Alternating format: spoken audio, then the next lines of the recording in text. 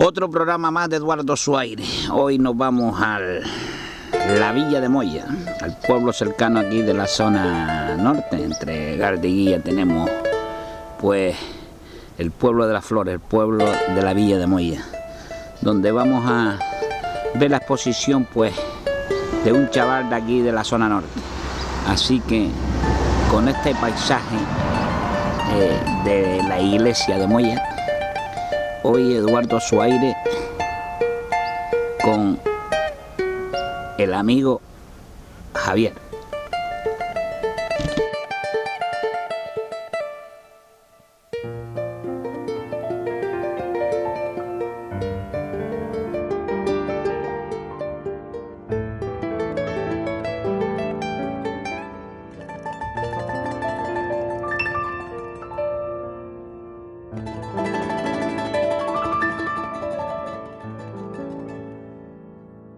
Hola, buenos días. Aquí estamos en otro programa más de Eduardo Azuaire. Ya me aprendí la cabecera de... Que sería Javier Azuaire. Que sería Javier Azuaire, al buen aire de Moya, que está fresquito hoy.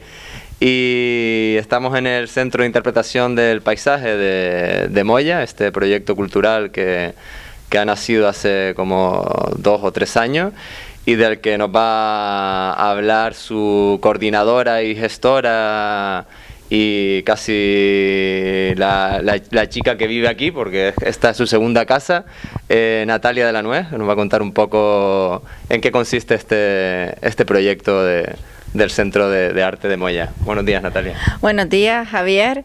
Gracias por interesarse en el Centro de Arte e Interpretación del Paisaje. Y nada, decirle que este es un centro dinámico donde se intenta exponer la cultura y llegar a todo el tipo de público. Es un centro gratuito y lo que quieren los directores es dinamizar y conservar la cultura y el paisaje que rodea a la Villa de Moya. Esas son las bases de este centro.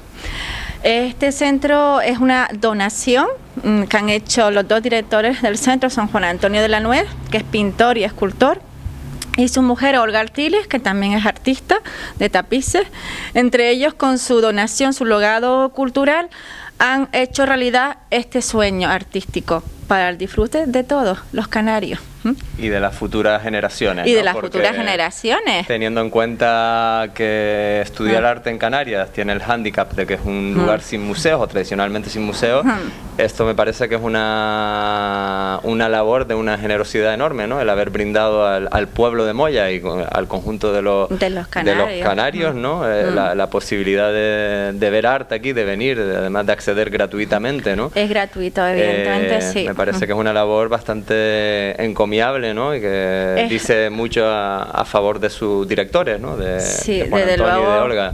Desde luego tú lo acabas de decir con tus palabras, que es una labor muy noble por parte de ellos, dejar este legado cultural en manos de las futuras generaciones, las que vienen. Por eso quieren que sea un centro dinámico, que se mueva, que aprendamos con las visitas a un museo, a un centro, donde aquí tiene cabida toda clase de público, desde niños, mayores, instituciones, colegios, todo el mundo en general. Esto está abierto, incluso le hacemos el favor de hacerles visitas guiadas y meternos en el mundo del arte, y vamos, que estamos a su disposición. Qué bien, pues cuánto me alegro, la verdad que bueno, que es un sitio que visitan, está abierto a todos los colegios, ¿no? Tienen una programación que se hace anualmente, ¿no? Sí, tenemos Cuéntanos un poco en qué consiste o cómo los colegios, digamos, se podrían interesar o contactar para venir, porque supongo que habrá una planificación, ¿no? Y hacer visita, eres tú la que les hace las visitas guiadas, ¿no? Sí, por supuesto, yo soy la persona que hago las visitas guiadas y también hago los talleres con los niños o con los adultos. Y es verdad lo que estaba diciendo, nosotros hacemos actividades culturales una vez al mes, son casi todos los primeros sábados de cada mes. Viene una persona relevante en el mundo del arte, la cultura, de la música, y nos vienen y nos deleitan con sus palabras y evidentemente nos hacen aprender más cosas y salimos de aquí todo el mundo pues encantado. Entonces, el aforo del centro es un poco limitado, es decir, es un centro que, por ejemplo, sentado solamente caben 200, 150 personas. Aquí admitimos a todo el mundo en general, es decir, cuando una vez que se llene, se cierran las puertas y ya no se admiten más personas. Pero puede venir cualquier persona. Vale. Y luego, sobre los grupos, evidentemente estamos abiertos de martes a sábado de 10 a 2 de la tarde. Cualquier colegio o cualquier grupo que quiera venir a hacer talleres o visitarnos, que se ponga en contacto con nosotros y aquí lo atendemos. Muchas veces me llegan grupos a la misma vez, todos juntos, y yo veo un poco desbordada, no se puede decir no, pero vamos, pues vayan, como estamos en Moya y esto es un centro cultural y hay muchos centros culturales en Moya, pues nos vamos intercambiando unos con otros. Pues mira, unos aquí, un ratito, otro para allá, pero vamos. Tomás Morales. Sí, Tomás Morales, sí. La Casa de la Cultura, tenemos la iglesia, bueno, hay tantos sitios en Los Tilos. Evidentemente, la villa de Moya, por ser una villa tan verde y que cuida mucho al medio ambiente, pues tiene elementos para visitar, evidentemente, desde la costa, los tilos de Moya que tenemos aquí a 10-15 minutos, y todo eso se refleja también de alguna forma en las obras de arte que se exponen en este centro. Siempre tiene que haber algo, la filosofía del centro es algo relacionado con el paisaje. Por eso se llama un centro de interpretación del paisaje, porque también, digamos, estamos en el corazón de lo que fue la selva Doramas, ¿no? Del antiguo bosque Doramas de Laurisilva. Y todos esos elementos vegetales y estos barrancos tan alucinantes que nos rodean son un elemento presente en el museo, ¿no? De hecho, por aquí veo que tienes el bicácaro, que ahora nos vas a contar, como símbolo del Laurisilva. De la Laurisilva. Y entonces el enfoque que le han querido dar al museo es también eso, que esté integrado un poco en esa naturaleza, en el entorno de Moya, ¿no? Y de estas medianías. Sí, Javier, el entorno de Moya es primordial. Es verdad, tú mismo lo acabas de decir, este es el bicácaro. Cómo se crea la flor y luego el fruto. La canarina canariense. La canarina canariense. Y es una escultura permanente aquí en el centro que la ha realizado un escultor de Moya que se llama Alejandro Robaina. Él, evidentemente, nos da mucho juego a la hora de explicar la fauna y sobre todo la flora de aquí que rodea al municipio de Moya. Cuando quieras.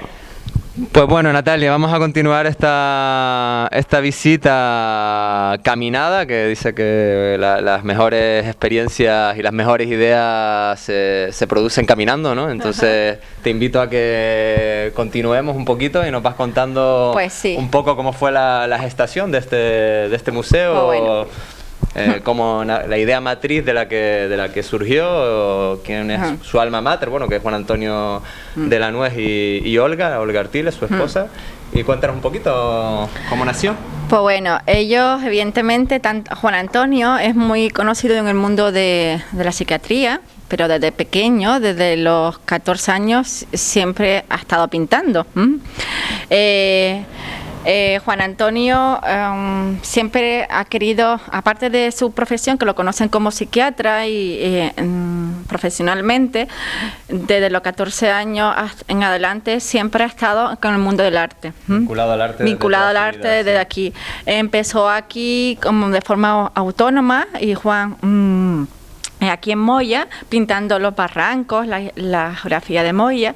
Evidentemente él, al nacer en Moya, quería tener, tanto su mujer como él, como pertenecen a la vida cultural y participan en la vida cultural canaria, pues querían desde siempre, siempre habían soñado crear un centro y dejarlo como un legado cultural para todo el mundo.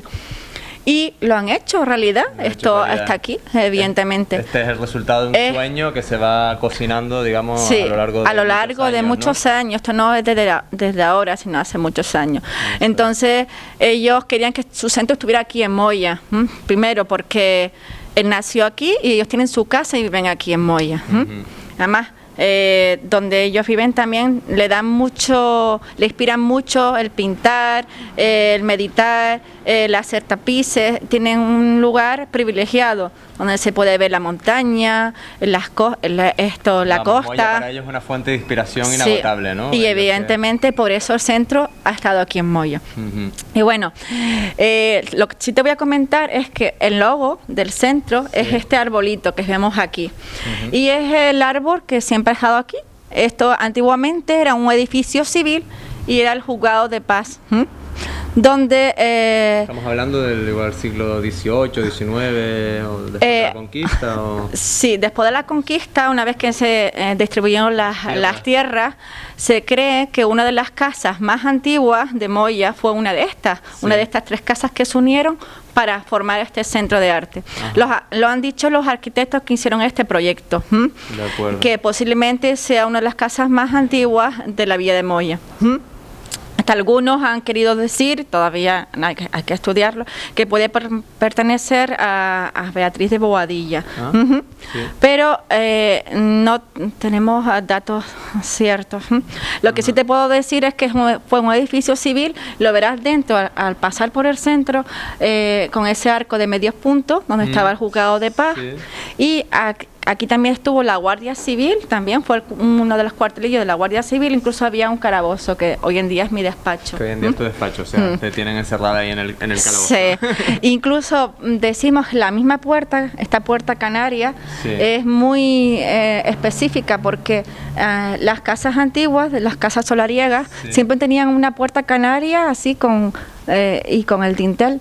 Pues con el dintel arriba. Sí, esta puerta fue muy especial. Una vez que se la encontró el director del centro, Juan Antonio, pues estaba en un vertedero. La cogieron y dicen, no, esta va a ser la puerta del centro. Evidentemente una puerta de tea canaria auténtica, como que le da una viveza al centro. Si no me lo dices, yo creería que había estado aquí desde siempre, vamos, que era la original la puerta originaria de la casa. Pues no, señor.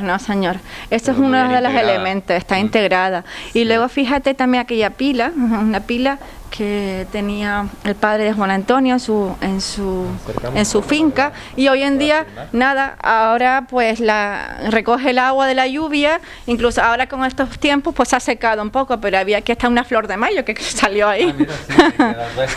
Mejor si está la raíz volverá a florecer igual el año que viene. Entonces vamos, y entonces este es más o menos la historia de este, y fíjense en las paredes gruesas de estas casas, las piedras, todo está en su sitio y todo está de acuerdo también para recibir a toda clase de público, desde sillas de ruedas a todo tipo de Mira, y una personas. pregunta, Natalia, ¿quién concibió la restauración arquitectónica del lugar y si se basó en otros edificios?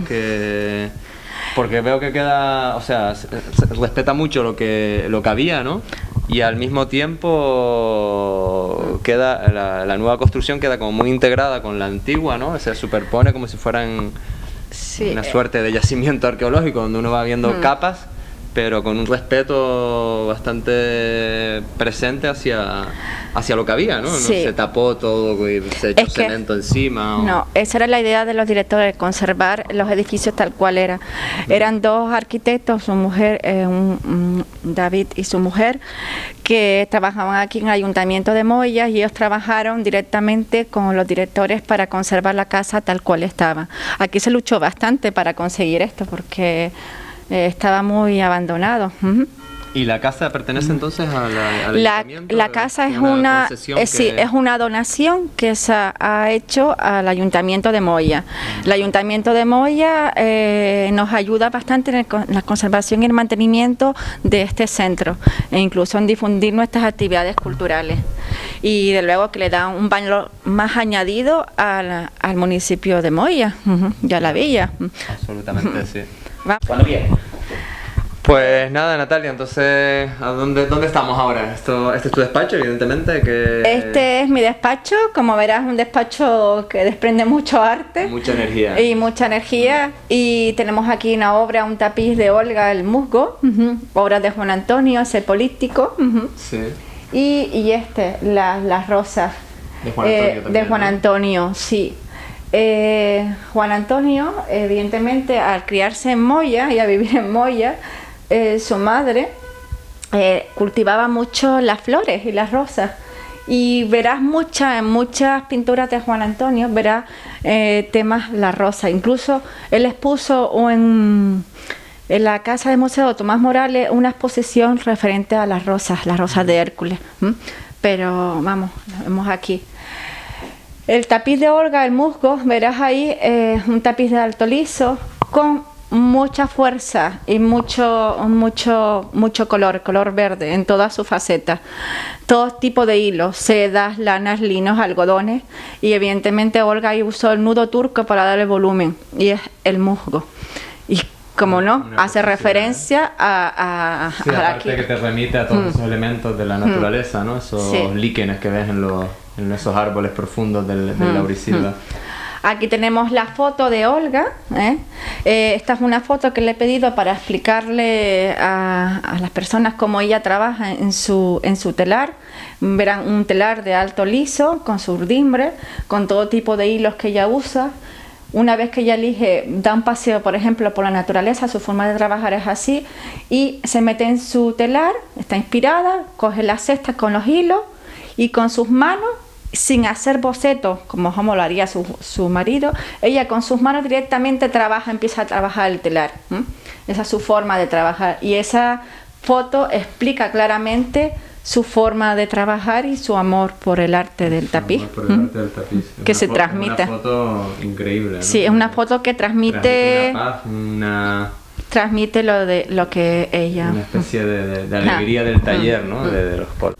Bueno, cuéntanos, Natalia, si quieres un poco la faceta quizás menos conocida de Juan Antonio como escultor, porque lo conocemos todos más como pintor, pero también ha hecho escultura. Esto que tenemos aquí, que... Sí, Juan Antonio también ha hecho escultura. Aquí vemos una exposición permanente que siempre estará aquí fija en el centro, y se llama Tindaya. Es una roca onis procedente de allí de Fuerteventura, y evidentemente él aprovechó las vetas que tenía esa roca y creó a esta mujer y le puso el nombre de Tindaya. De acuerdo.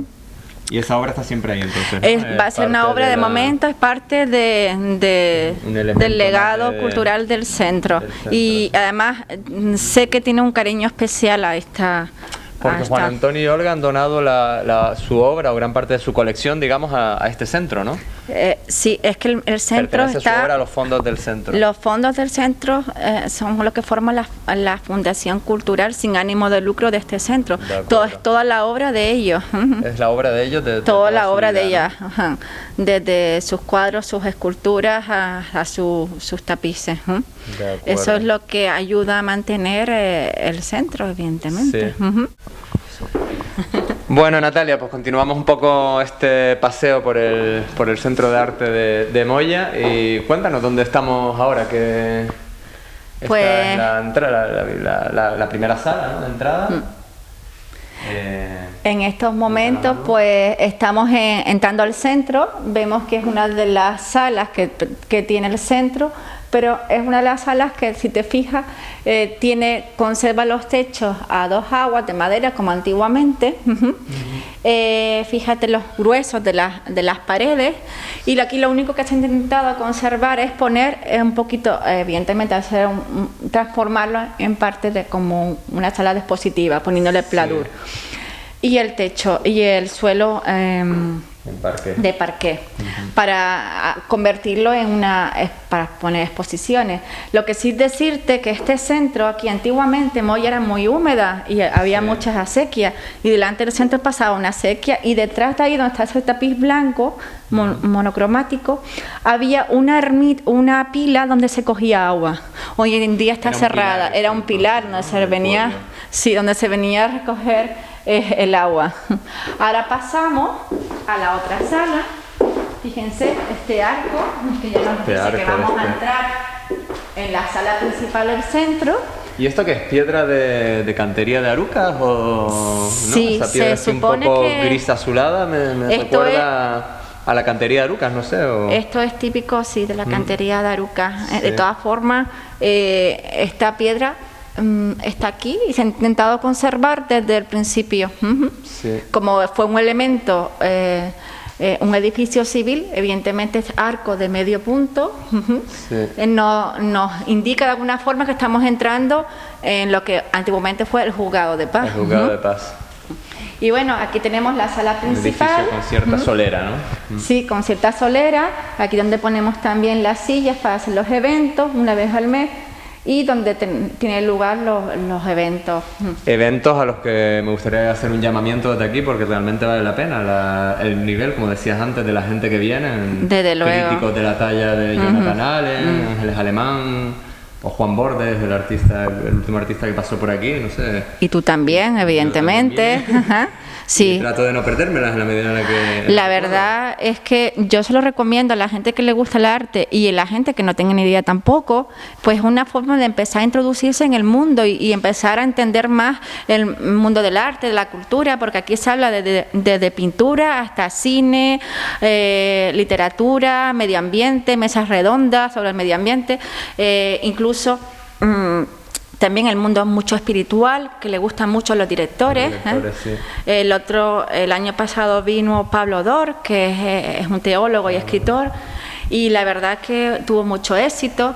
Es decir, que el nivel Sí, que cultural... no se ciñe solamente a la cuestión artística, sino que trata de un poco ir más allá, digamos, Sí, como sí. una especie de centro renacentista, ¿no? Sí, En el y sentido dinámico, amplio como dicen los del conocimiento. Como dicen los directores, creen que sea un centro dinámico, que no solamente poner pintura aquí, y no, y que sea dinámico, que aprendamos y que vivamos el mundo Que se del arte. establezcan relaciones transversales con el Sí, entorno, ¿no? con Con la el gente, entorno. con el pueblo y que sea un museo vivo, ¿no? Dialogante, ¿no? Que Sí, la gente museo venga y- vivo, como tú dices, museo vivo. Evidentemente aquí las exposiciones duran un poco más en el tiempo porque nos cuesta montar exposiciones, eso vale dinero, evidentemente. Entonces las exposiciones son más alargadas en el tiempo, porque primero para que disfrute también, porque Sí. es un lujo disfrutar Sí. de exposiciones Claro que sí, mucho totalmente tiempo y de darle acuerdo. oportunidad a todo el mundo que quiera venir. Sobre todo en este mundo tan express, ¿no? Donde las Sí. exposiciones cada vez duran menos, ¿no? Exposición de 5 minutos, venga, monta cuando quieras. Bueno, Javier, evidentemente estamos en tu exposición y yo quiero que me comentes por qué empezaste en el mundo del arte y, bueno, explícanos todo tu trayectoria Hasta la fecha. hasta la fecha y seguro y para el futuro, seguro. Pues nada, Natalia, mira, yo empecé como cualquiera que empieza un poco sin saber cómo, ¿no? Cuando a esas edades, pues estaba en el instituto no era lo mío, me fui a la Escuela de Arte a Las Palmas y ahí un poco descubrí esta vocación, porque bueno, es una vocación y descubrí que lo que quería era dedicarme al mundo del arte y que cuando terminara la Escuela de Arte me iría a estudiar Bellas Artes y así lo hice, me fui a La Laguna, tuve que convencer a mis padres que me apoyaran y todo esto porque era muy jovencito y nada, ya ahí en La Laguna pues empieza un poco el periplo artístico, empiezo a trabajar con más materiales, a profundizar en los discursos pictóricos, a conocer mejor y más en profundidad la historia del arte. Y sobre todo, siempre digo que la universidad no es lo que pasa dentro de las aulas, sino todo lo que pasa afuera. Ahí es realmente donde uno más se nutre y se llena de experiencias, ¿no? Experiencias que son necesarias para luego un poco volcarlas en la pintura, en lo que haces, ¿no? Para darle consistencia a tu trabajo. Pues nada, es decirte que en esta exposición que ha estado desde el mes de marzo hasta ahora, yo te puedo decir desde mi punto de vista que han venido personas de todas las clases, desde pequeños, mayores, y ha gustado a todo el mundo. Eso es muy difícil, es decir, que tú lo has conseguido con tu paleta, con tu arte. Y yo quiero que me expliques de alguna forma por qué empezaste a pintar sobre el mundo de la maternidad y luego un poquito aquí, evidentemente, esta gran obra que tienes aquí sobre el pintor Balthus. Y bueno, que nos explique un poquito así la exposición en general.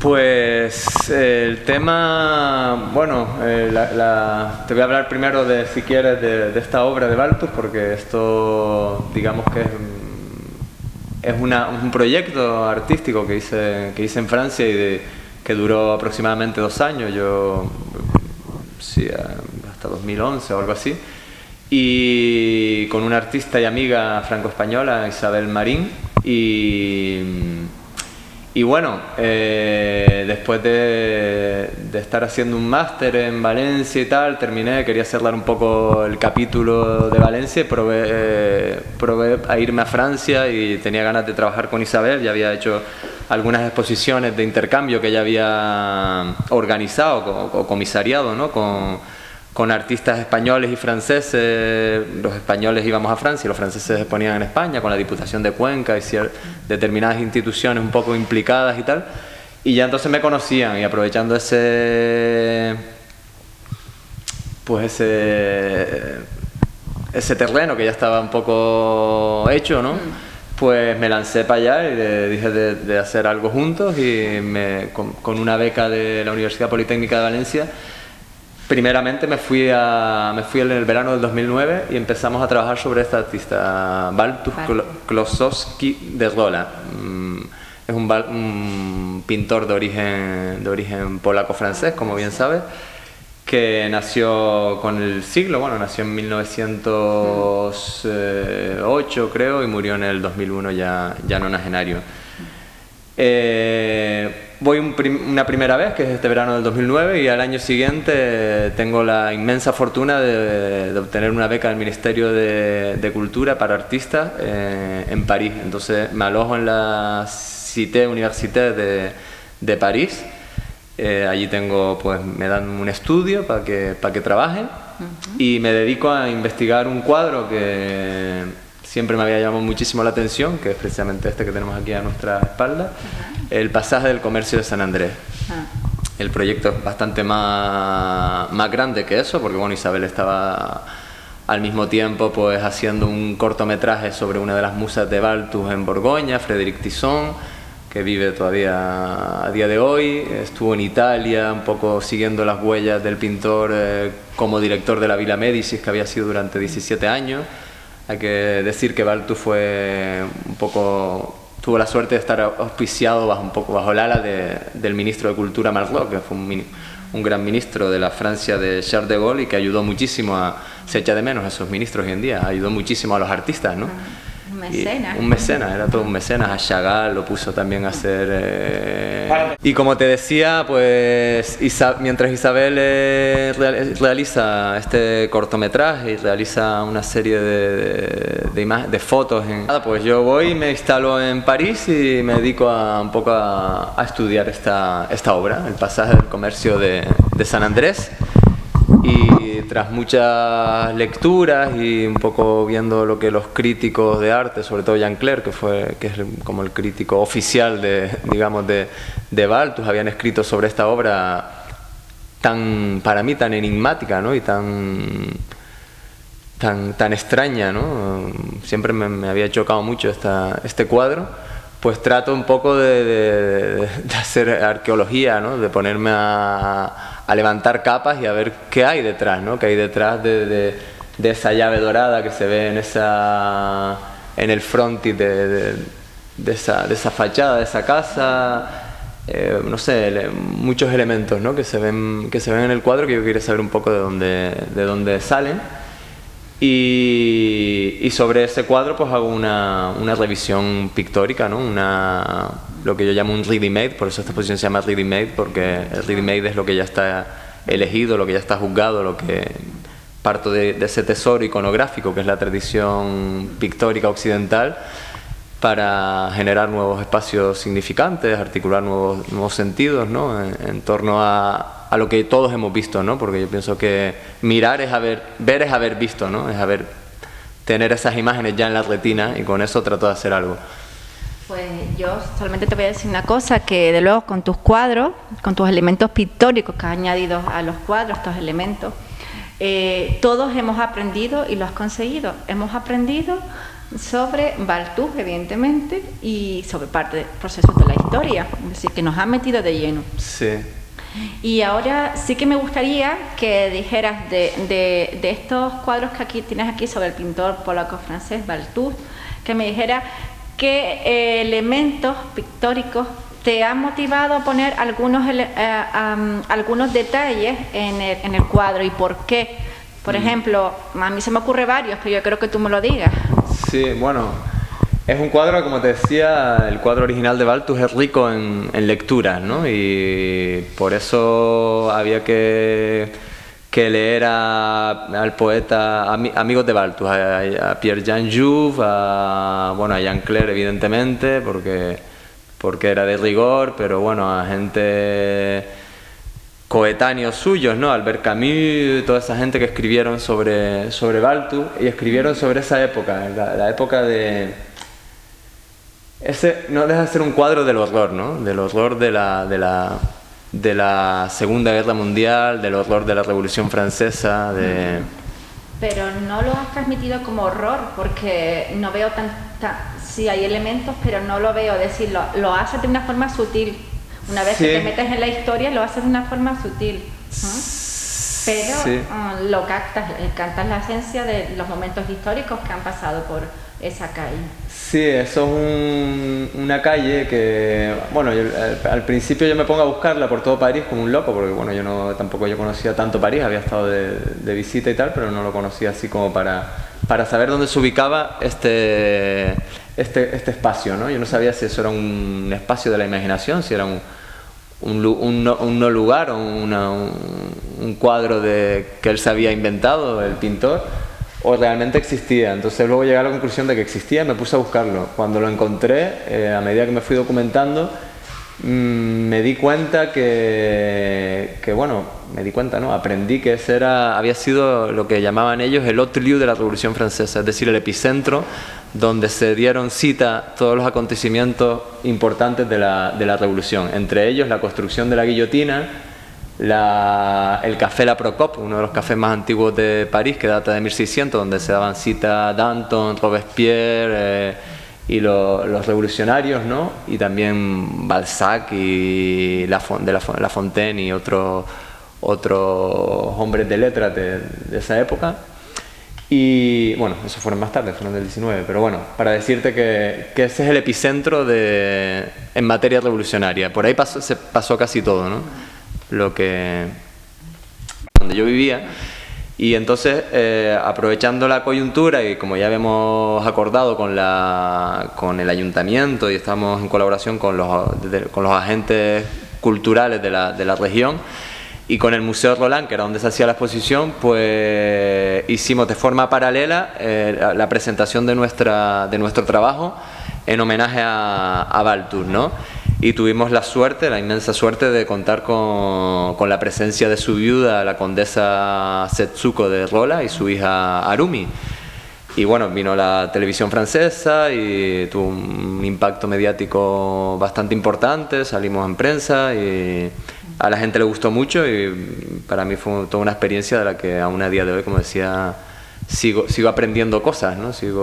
Me ha marcado a nivel humano y a nivel profesional. Y bueno, y ahí se cierra el capítulo de Balthus, bueno. Con un desayuno a la Vermeer, ¿no?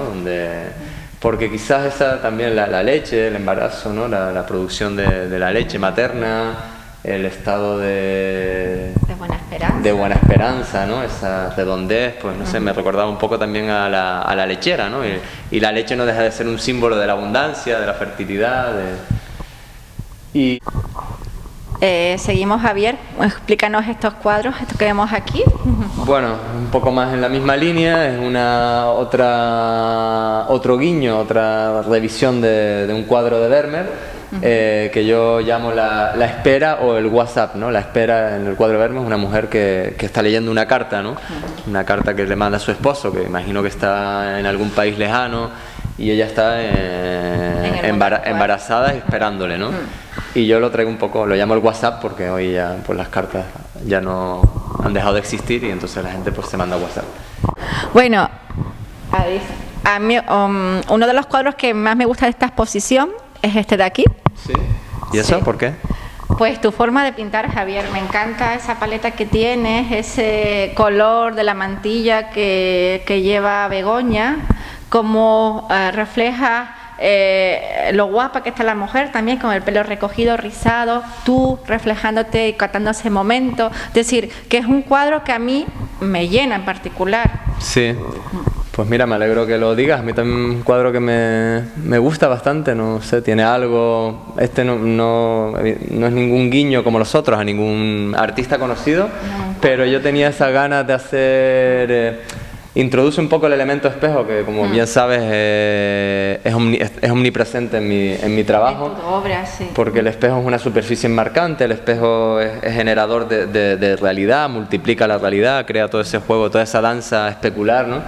Y aparte porque el mecanismo del espejo lo que hace es que un cuadro introduce un poco la tridimensionalidad en una superficie que es bidimensional, ¿no? Introduce lo que está al otro lado, ¿no? En la parte de acá.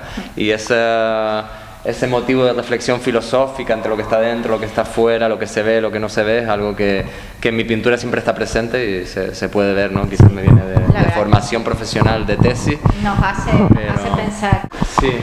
Nos explica estos cuadros y tu cuadro, evidentemente, que de una forma con tu mano nos estás ofreciendo todo tu arte. Sí, allí pues un poco la manera de... quería hacer Esto pretendía ser un poco no sé cómo decirlo, una invitación, ¿no? A que la gente pasen y vean, un pequeño juego, ¿no? Si quieres, para quitarle un poco de peso y de seriedad al arte, pues hacerme ahí en plan un poco monigote, diciéndole a la gente pasen y vean, ¿no? Entren al espectáculo, entren al Nos ofrece al teatro. con tu mano, aquí tenemos mi obra, obsérvenla. Bueno, este cuadro... Pues el autorretrato con mi hijo y mi primer cuadro con él. Tiene como el otro día me decía una amiga francesa que nunca lo había pensado, que tiene carácter de efigie de aquellos cuadros de los reyes enseñando a su hijo al pueblo, ¿no?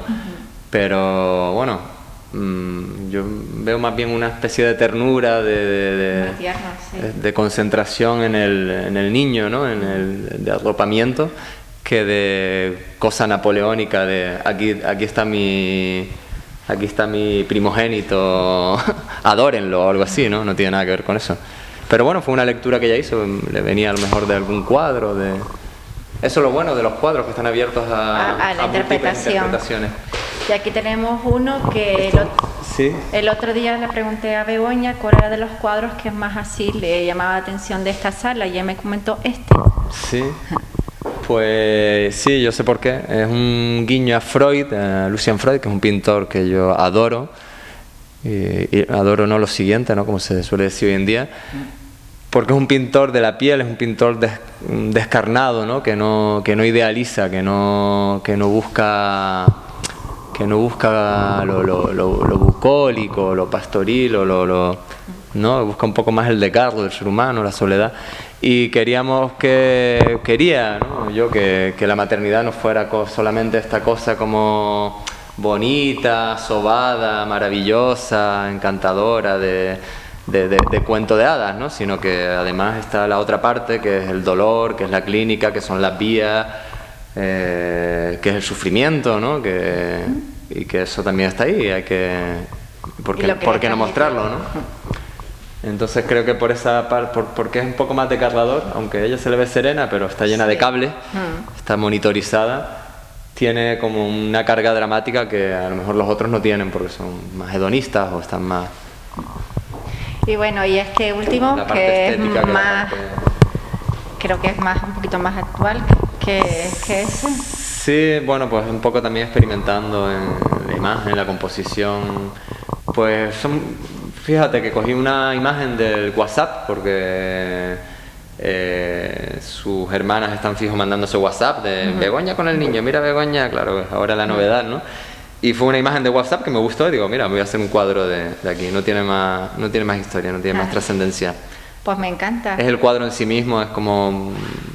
Me gusta, además ha captado las diferentes texturas de piel de la madre y del bebé. Sí. Esa agua, como la dibuja, con la ducha, que parece que está ahí. Fue un cuadro para recrearme en el placer de la materia pictórica, si quieres, sin nada detrás, sin nada. Sin esa carga barroca de conceptos, sino un cuadro para disfrutar. Pues pasamos a la tercera sala del centro y me gustaría que me explicaras así la exposición en esta sala. Pues sí, esta es la sala, digamos, de los géneros tradicionales, mal llamados géneros menores, porque yo no creo que haya géneros menores.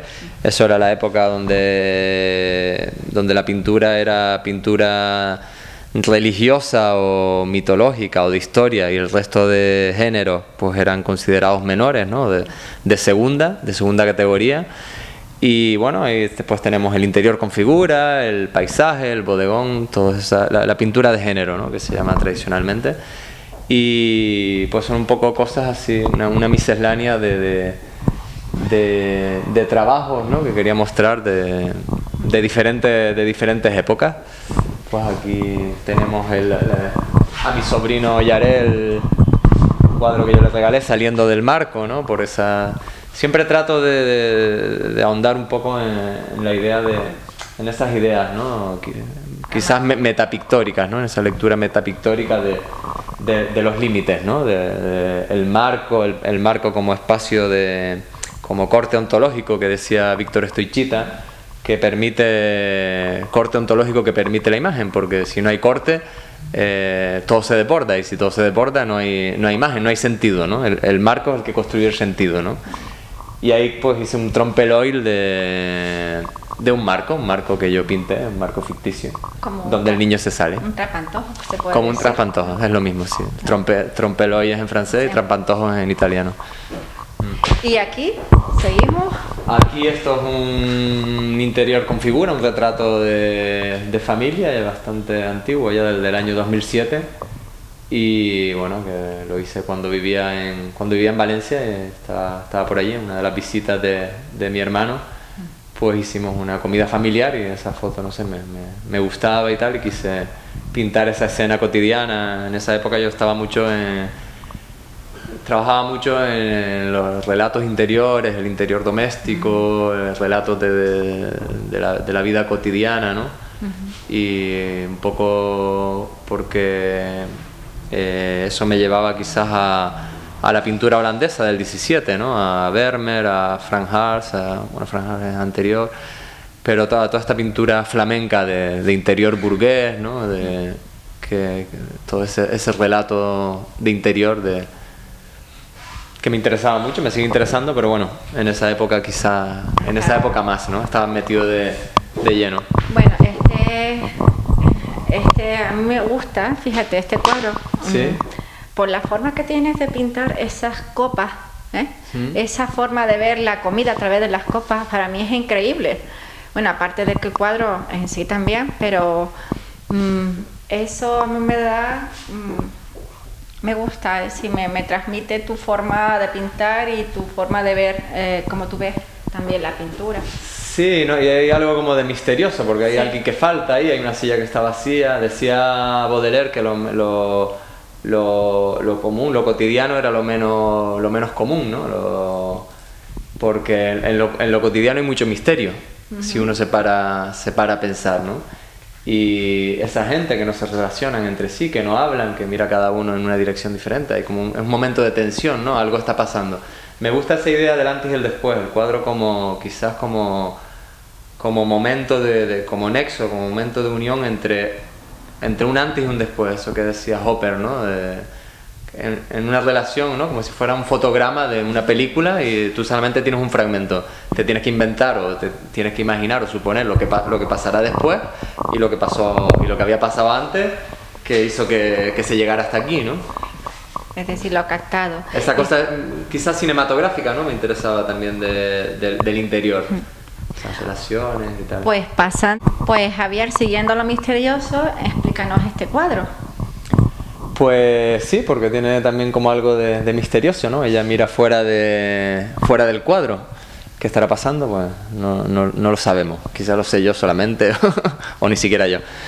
En fin, este es un cuadro bastante importante por dos motivos. Primero, porque es mi abuela, porque es una abuela a la que yo quise mucho, ¿no? Y que tuve una relación muy, muy intensa con ella durante toda su vida. Una matriarca, una gran mujer que crió a 15 hijos, o sea, la paridora de estas antiguas, ¿no?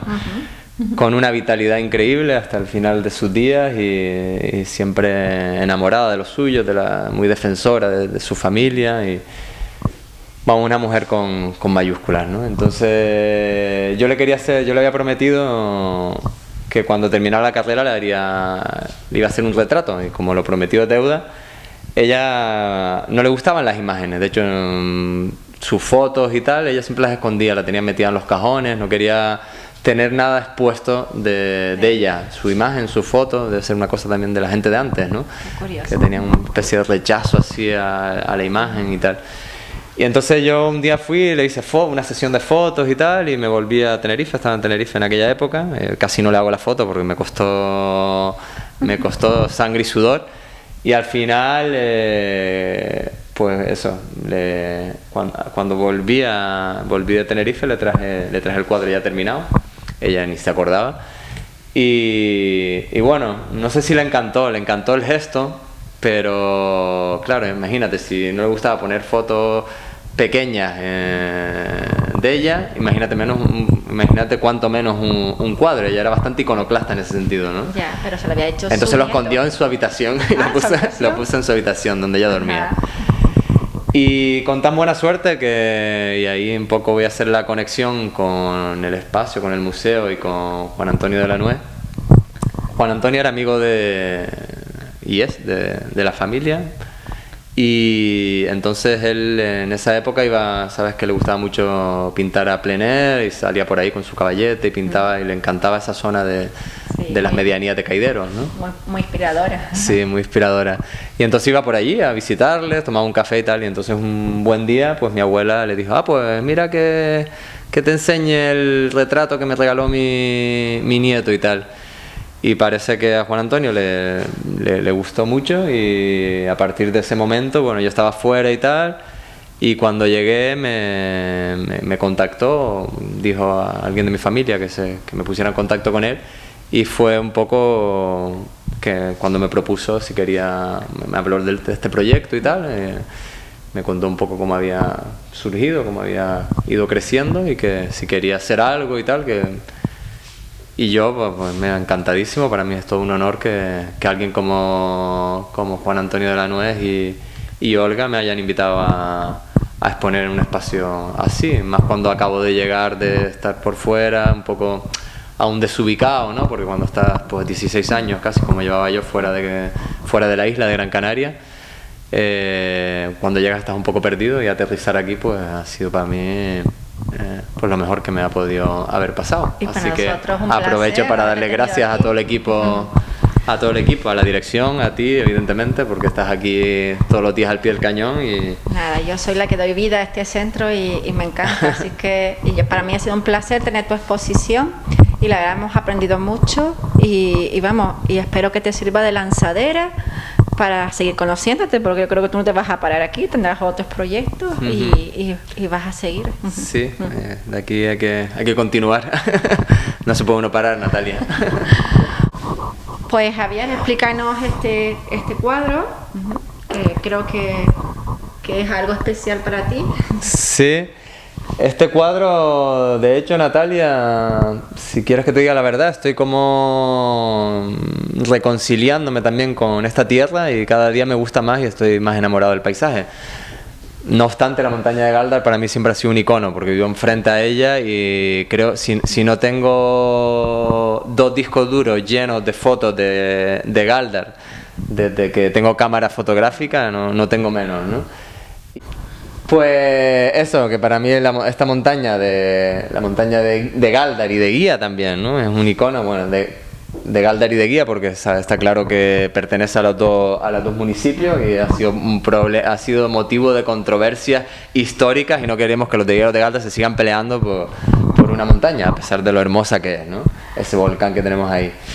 Entonces lo vamos a llamar de aquí en adelante, en lo sucesivo, la montaña de Ajodar. Si te parece bien, ¿no? Sí, sí, así nos abrimos. Además es bonito Ajodar. Sí. Más que la... Hay historietas sobre eso, evidentemente. Exacto. Entonces mira, pues la montaña de Ajodar es todo un símbolo, tiene una fuerza... Y yo, ¿sabes? Me hice consciente hace un par de años, siempre la había tenido ahí, pero hace como 3 o 4 años estuve en un campus de las artes de guía, un campus internacional al que me invitaron, y me acuerdo que estaba hablando con un chico del País Vasco, un amigo ahí que hacía el máster conmigo en Valencia, Javier Busturia se llama él, y me dice, pero tío, ¿no te das cuenta de que vives enfrente a un volcán? Y claro, a mí la palabra volcán, pues nunca lo había llamado volcán, lo había llamado montaña, ¿no? Una montaña. Pero parece que me dio como otra... Me abrió una nueva dimensión de la montaña, ¿no? De la importancia de la montaña, porque es verdad que está ahí siempre presente, ¿no? Es sempiterna, siempre ahí. Y nada, entonces quise hacer algo sobre ella, y creo que adelanto un poco que mi próximo proyecto irá un poco en la línea del paisaje canario. Seguramente, como ya te decía, como no se puede crear ex nihilo y de la nada, y ver es haber visto, pues seguro que habrá reminiscencias de otros pintores, de Miro Magnó, de Jorge Oramas, de Santiago Santana, no sé. Habrá cosas porque yo he mirado mucho esos pintores. Ha influenciado también a Juan Antonio en su obra, sí, evidentemente. Sí. Y decirte que este cuadro, aparte, rompes un poco con el estilo de la exposición, vamos, es decir, lo veo como más fresco, más luminoso, más vivo, me encanta, me parece una foto, pero en cuadro, evidentemente, a mí particularmente. Sí, de hecho, no sé, el cuerpo me pide luz, me pide claridad, me pide color, me pide más intensidad cromática, no sé, el barroco no sé, en el que estuve en una época, ¿no? Esos cuadros un poco oscuros, un poco, pues ya, bueno, no me llaman tanto la atención, ahora tengo ganas de experimentar en el paisaje. Nunca me he metido mucho con el paisaje y he hecho cositas, pero muy puntuales. Y la verdad que tengo bastante ganas de pintar el paisaje de Gran Canaria. Yo estoy deseando verla, Javier. Pues nada, serás la primera en ser informada de la próxima exposición. Eso lo espero, lo pienso disfrutar. Pues nada, Natalia, muchas gracias a ti por acogerme y... Gracias a ti, Javier. Gracias por todo. Gracias a ti, Javier. Venga. Pues como todo lo que tiene principio, pues tiene fin. También el amigo Javier, el pintor, pues después de este recorrido por todo esto y todos estos cuadros últimos que ha hecho Javier, estás terminando. ¿Qué es lo que vas a hacer ahora? ¿Qué proyectos tienes, Javier, últimamente, después de esta exposición que estás haciendo aquí, pues, en la Villa de Moya? Pues eso, lo que estoy ahora es más interesado por el paisaje. Me apetece mucho hacer una serie sobre el paisaje canario, porque estoy moviéndome mucho por ahí, haciendo muchísimas fotos, tengo una cantidad increíble de material fotográfico y me apetece una pintura un poco más desenfadada, no tan barroca, no tan cargada tan conceptual sino hacer algo más ligero, ¿no? Más liviano, donde sea por disfrutar de la pintura, por disfrutar del paisaje. Tenemos unos paisajes aquí que son de una belleza incontestable y tengo ganas de hacer... Va por ahí, no lo tengo muy claro, o sea, no lo tengo definido. Siempre funciona así, voy empezando algo y ya luego la pintura ya me va llevando, ¿no? Exactamente. Javier, los pintores dicen que son famosos y ricos después de morirse, pero en esta vida el que llega, pero en esta vida pues también hay que comer y hay que vivir. ¿Cómo se llega a ti? ¿Cómo se puede comprar un cuadro? ¿Tú pintas por encargo? Cuéntanos algo de eso y cómo también tú tienes que vender. Sí, evidentemente yo como, y no solo de pan vive el hombre, pero de pan también, ¿no? Y hay que pagarlo. Entonces, a ver, yo tengo mi obra, por un lado, como cualquier otro artista, ¿no? Mi expresión de los temas que me interesan o que me gustan o que me torturan o de lo que sea que tengo que echar fuera. Y por otro lado, pues claro, la actividad del encargo es una actividad que siempre ha estado vinculada a la pintura y no es una actividad, o sea, para nada despreciable, ¿no? No lo digo con ningún acento, ningún matiz peyorativo. O sea, el encargo siempre ha existido. A todos los pintores se les han encargado cosas, ¿no? Incluso a los pintores del rey, pues pintaban por encargo del rey, de los nobles, del clero.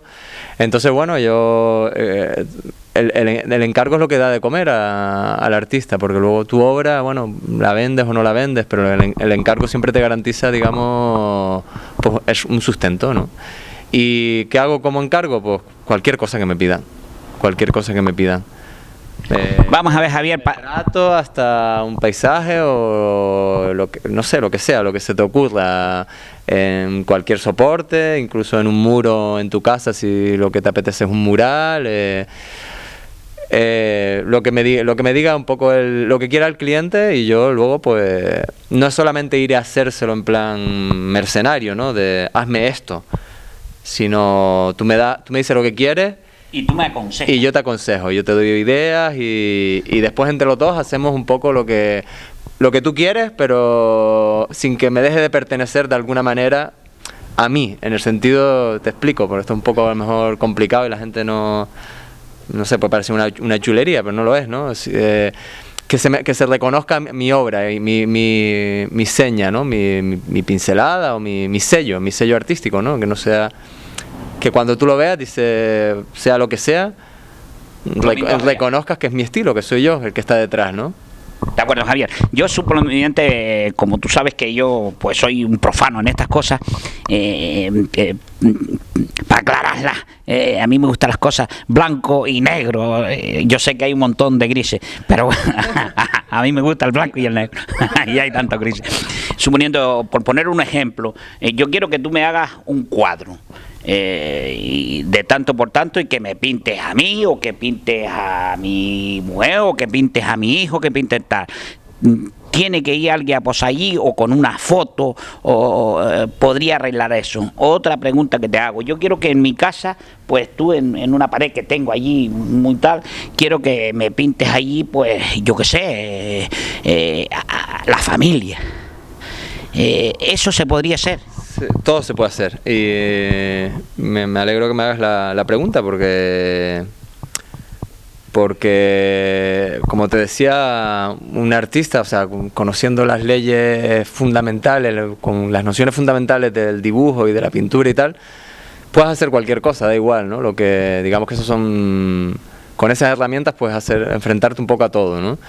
Y sí, yo hago lo que el cliente me quiera encargar. Todo es susceptible de mejorarse, se puede asesorar, se puede informar, pero sí, yo hago cualquier cosa, sí, cualquier cosa que me pidan, que esté en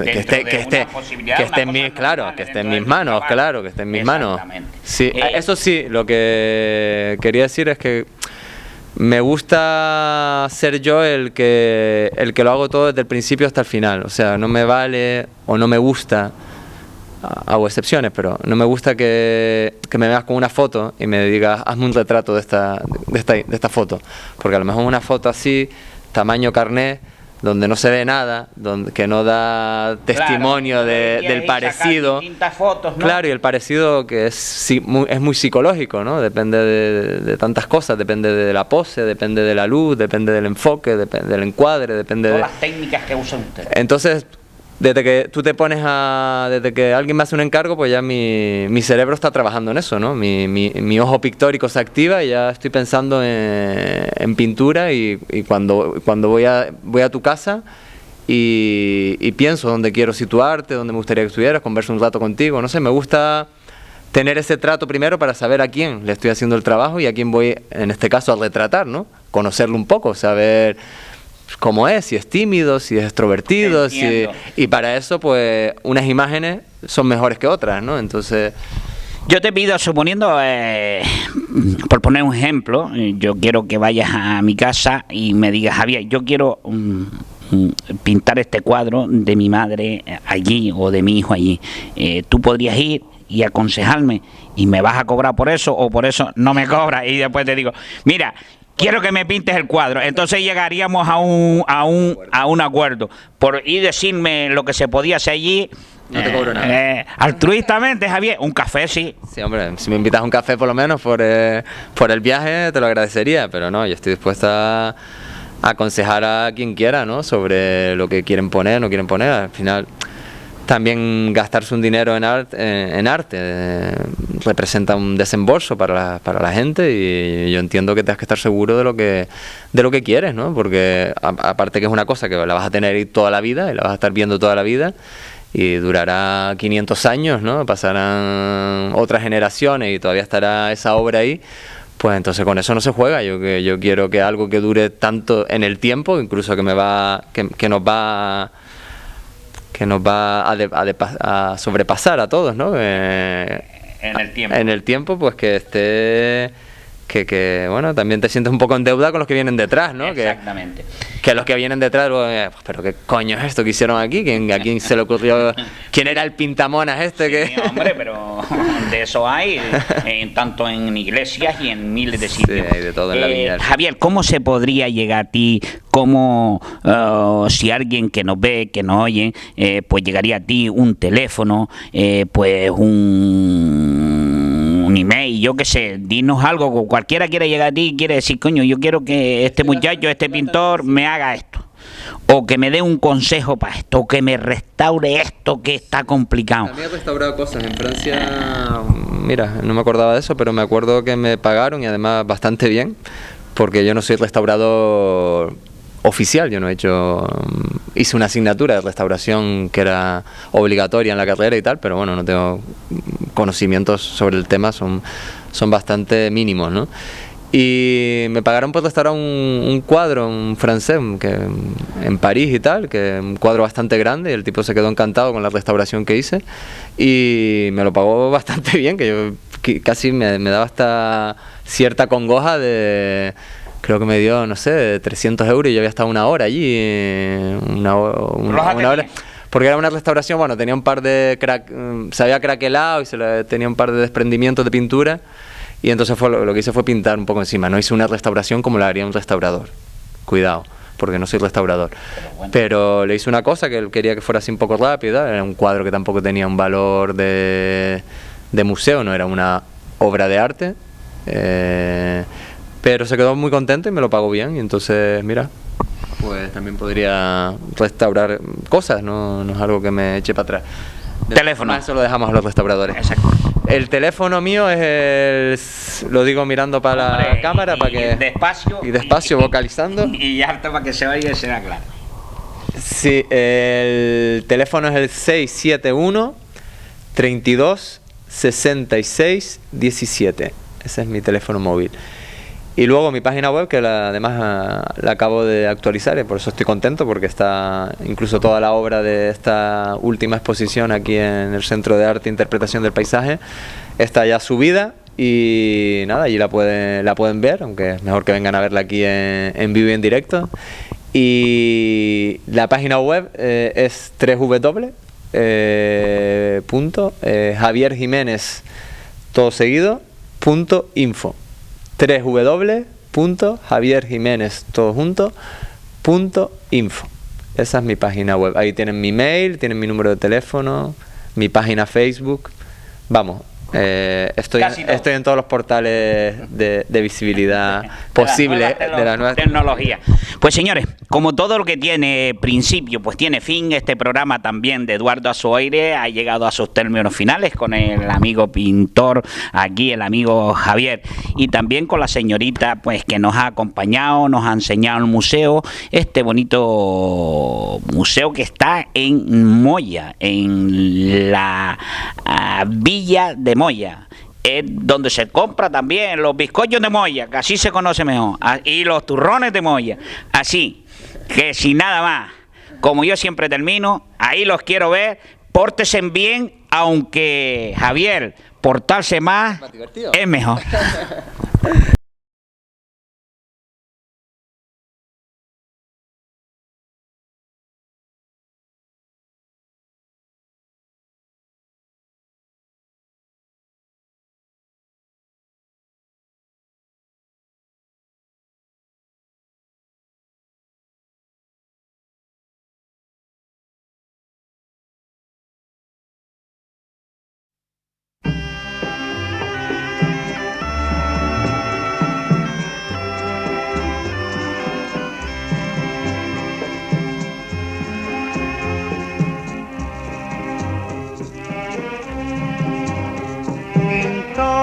Nacido en mi tierra con el pincel extranjero, pintor que sigues el rumbo de tantos pintores viejos, aunque la Virgen sea blanca, píntame angelitos negros que también se van al cielo. Todos los negritos buenos, pintor, si pintas con amor, ¿por qué desprecias su color? Si sabes que en el cielo también los quiere Dios.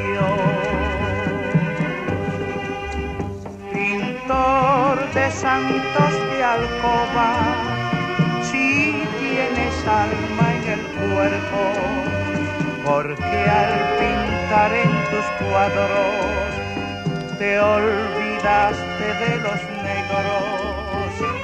Siempre que pintas iglesias, pintas angelitos bellos, pero nunca te acordaste de pintar un ángel negro.